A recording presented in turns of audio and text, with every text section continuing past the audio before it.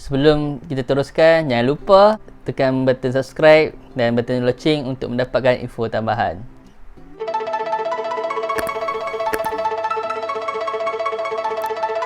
Assalamualaikum warahmatullahi wabarakatuh. Welcome back to my channel. Okay, hari ni kita akan sambung balik untuk pengkongsian tip bagaimana untuk menyambung master. Hari ni aku akan kongsikan tip untuk memilih universiti. Macam mana cara nak pilih universiti tempat kita untuk kita sambung master. Okay, di sini ada beberapa tip yang aku nak bagi. Yang pertama ialah kita perlu cari universiti yang menawarkan bidang yang bersesuaian dengan kemauan kita. Tak semua universiti ada bidang yang kita nak, jadi kita kena cari. Dan yang seterusnya, kita akan kena cari CJ yang diiktiraf. Bidang tu mestilah diiktiraf oleh MKA supaya kita mudah untuk mendapat pekerjaan ataupun untuk CJ kita tu digunakan ke masa akan datang.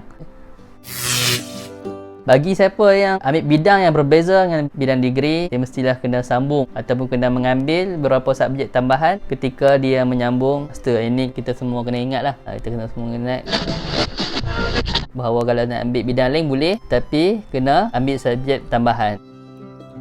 Tip yang kedua ialah jenis pembelajaran. Selepas kita tengok bidang, kita tengok pembelajaran apa yang ada, research ataupun coursework ataupun mixed mood. Dan ni penting bersesuaian dengan kehidupan kita. Kalau kita bekerja, kita nak pilih yang mana, research ke, coursework ke ataupun mixed mood. Mixed mood ni ialah mood campuran di antara research dan coursework. Research ni ialah kajian, kita hanya buat tesis saja dan fokus kepada tesis, dan syarat dia mungkin lebih banyak berbanding dengan coursework. Okey, yang coursework pula kita hanya pergi kelas. Macam degree pergi kelas, cuma bezanya kita punya task mungkin sedikit berbeza dengan degree lah. Mungkin kena buat conference ataupun kena banyak latihan di sudut assignment berbentuk journal. Mixed mood pula ialah campuran daripada coursework dan research. Kita mungkin akan ada 1-2 sem mungkin kita akan coursework, kemudian baru kita menyambung untuk buat research.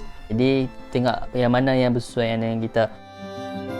Tip yang ketiga. Tip ketiga, kita mestilah tengok universiti tersebut adakah mempunyai kepakaran dalam bidang kita, supaya nanti mudah untuk kita cari SV ataupun supervisor yang bersesuaian dengan kita. Dan elok-eloknya kita dah kenal dah lecturer-lecturer di mana-mana universiti yang bersesuaian dengan bidang kita, untuk kita mudah memilih universiti yang sesuai untuk kita menyambung master. Tip yang seterusnya ialah yuran. Yuran ni penting juga. Kalau kita tiada duit yang sebanyaknya, jadi mesti mana yang menawarkan yuran yang paling murah, kecuali kita dapat beasiswa. Kalau kita dapat beasiswa, kita bebas ke mana saja, dengan syarat kita tengok universiti tersebut adakah mempunyai bidang yang kita nak dan juga kepakaran-kepakaran yang kita mahu. Okey, seterusnya ialah syarat graduate. Syarat graduate penting juga bagi mereka yang memilih universiti-universiti, terutama universiti di dalam Malaysia ni. Masing-masing ada syarat untuk graduate. Ada yang memerlukan 2-3 jurnal, ada pula memerlukan 1 jurnal tapi bertarafkan Scopus. Jadi kita kena tengok yang tu. Dan ada syarat-syaratnya seperti conference ataupun terbitan-terbitan apa-apa jenis terbit, itu terpulang kepada universiti masing-masing, dan itu juga memainkan peranan dalam kita punya perjalanan master nanti. Kalau kita tak mampu, jangan cuba untuk terjun.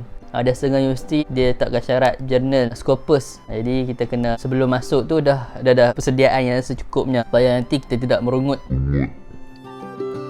Okey, seterusnya iaitu berkenaan dengan kemudahan. Kemudahan seperti akses, kemudahan mencari bahan, ataupun melakukan eksperimen, bahan yang mendokong kita untuk kita mudah bergerak. Semua ni ialah antara faktor lain untuk kenapa kita pilih satu universiti itu ialah universiti mudah untuk kita buat research kajian yang kita nak tu dalam bidang kita. Jangan pula kita dah semua cantik, jadi kemudahan dia kurang, jadi kita terpaksa pergi tempat lain.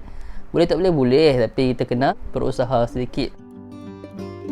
Okey, seterusnya yang terakhir ialah barulah kita tengok ranking universiti. Ranking universiti sebenarnya tak penting, tak berapa penting bagi saya. Mungkin ada setengah orang dia rasa benda ni penting, bagi saya tak penting. Janji CJ kita tu diiktiraf oleh kerajaan Malaysia untuk memudahkan kita bekerja di dalam Malaysia. Jadi itu saja daripada saya untuk kali ini.